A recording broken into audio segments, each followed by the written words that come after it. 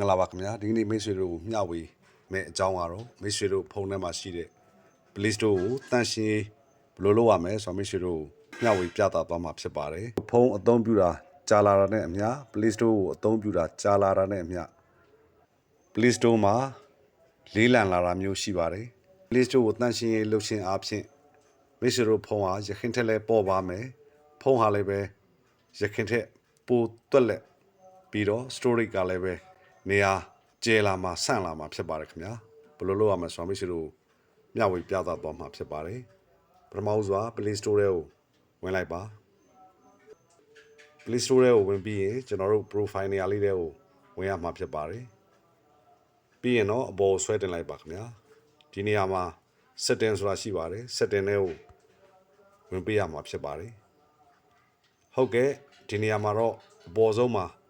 general ဆိုတဲ့နေရာလေးရှိပါတယ် account preference နဲ့ notification ဆိုတဲ့နေရာလေးတွေကိုဝင်လိုက်ပါခင်ဗျာဒါဆိုရင်တော့ဒီပုံစံမျိုးတွေ့ရမှာဖြစ်ပါတယ်ခင်ဗျာ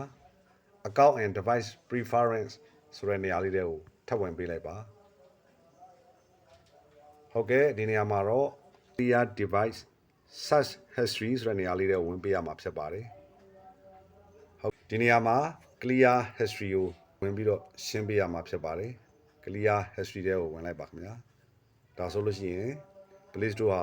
ရခင်ထက်ပေါ်ပါသွားမှာဖြစ်ပါတယ်ဒါကတော့ပထမနည်းစနစ်ဖြစ်ပါတယ်ခင်ဗျာဒုတိယတစ်ခုအနေနဲ့ကတော့ Play Store တွေကို